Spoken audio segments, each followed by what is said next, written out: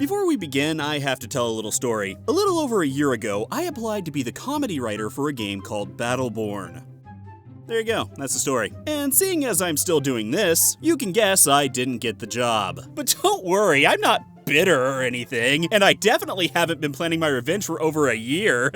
And this definitely won't affect the video in any way whatsoever. P.S. If the writer of Battleborn is watching this isn't about you. There are much larger forces at work here. Now, on with the completely unbiased review. So this week, I was able to get an early look at Battleborn, a competitive / co-op first-person shooter coming from Gearbox. You know, the people that made Borderlands and, Borderlands. First off, you'll notice that unlike other games coming soon, the character roster on this is full up. I mean, damn. And just by their look, you can tell that they all have personality. Personality that is completely devoid of amazing humor. Now, since this was just a preview event, I didn't really get to experience everything that Battleborn has to offer. But I got what they're going for, and I was pretty impressed. Now, there weren't actually many people to play with, so I decided to do the story mission solo. First up, The Void's Edge. After some quick story, you'll choose a character. Starting off, you'll only have a few available, but you will unlock more over time by leveling up and completing missions. But more on that in a second. For my first mission, I ended up going with Thorn, a bow and arrow type. And after a kick-ass intro, it's time to go. Now, Battleborn is a bit of a genre bender. It plays like a shooter, but also a bit like a MOBA and a tower defense game. Every time you level up, you get to choose between 2 augments for your character, which do things like add additional effects to your skills, increase damage, reduce cooldowns, etc. Each character will start out with a basic attack and 2 special skills, which are activated by hitting Q and E. For Thorn, I had a multi-shot and a poison trap thingy. You'll also eventually unlock an ultimate ability. Mine was a giant energy bomb. Not really sure how that fits with the archer thing, but whatever. Story missions are a lot like any normal level would be in a single-player shooter, lasting about 30 minutes. Or at least solo and on normal difficulty. But of course, you can play them co-op, which is definitely how the game was designed to be played, because playing with others would have made this a lot easier. The levels I played were pretty linear. I would walk down a pathway killing enemies until I hit a wall where I couldn't progress any further until I took down a few waves of bad guys. Once the waves were dead, a door would open, and repeat until you hit the final boss. Now, the waves of bad guys part is where the game kind of becomes a tower defense game. As you kill enemies and break these stones throughout the environment, you'll gain crystals, which are kind of used as currency, which you use to build towers in designated areas, typically around the parts of the level where waves of enemies are going to spawn. And all of this is accompanied by characters spouting dialogue at you. We're doomed! We're all doomed! Captain, you slapped me!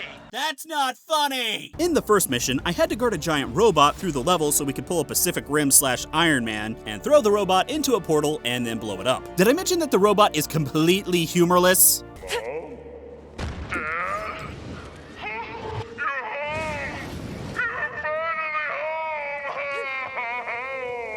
Ha ha ha ha ha. The final boss battle wasn't much to speak of. Shoot bad guy, kill the guys who shield the boss when they spawn. Shoot bad guy, kill the guys who shield the boss when they spawn. And actually, this has to be done fairly quick, otherwise...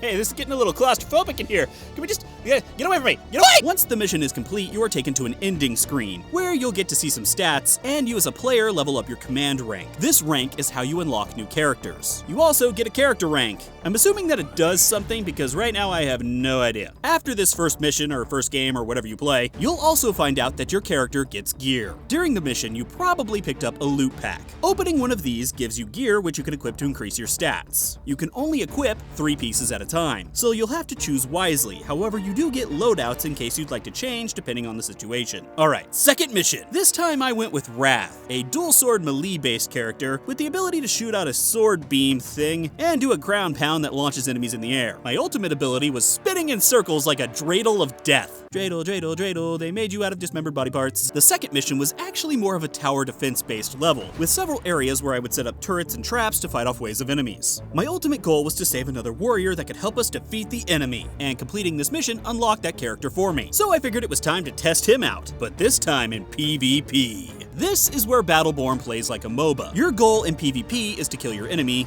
duh, and lead your group of minions to the enemy's base so they can throw themselves inside this thing. Do this enough and you'll win! Oh, and there is a little tower defense thrown in there, but it's mainly the MOBA stuff, complete with taunting those that you kill.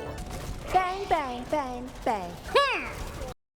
still not funny. Due to the lack of single-player missions in this preview, I stuck to PvP for the rest of my time in game, and thanks to the lack of players in this preview, we ended up playing against bots a few times. Gear in PvP actually works a bit like a MOBA. You'll start off with nothing, but you will gather crystals by killing enemies, killing enemy minions, and just by finding them throughout the environment. You'll then need to purchase your gear, with higher quality items taking more crystals to buy. Again, very MOBA-esque, but enjoyable. I tried new characters with each game, and they are truly varied. With so many characters, I'm a bit worried that there's going to be a few clones, but so far so good. I'll admit, I came into Battleborn with zero hype and a bit of prejudice, but I left pretty jazzed to play the game again. I'm especially looking forward to playing with some friends, because I think that's where this game will really shine. I just wish it had some comedy in it. Taking damage, feeling good. Nope, feeling bad. Help.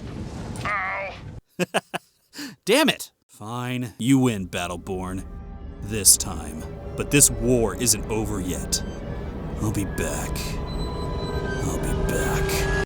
And that was my video on the completely unfunny game of Battleborn. If you're new here, make sure to hit that subscribe button for future videos. You can also watch one of my other videos right up here. If you're into social media, you can follow me on Twitter. And if you really want to help out the channel, you can buy some merchandise, or you can donate to me on Patreon like these other amazing people. I bet you they're funnier than Battleborn.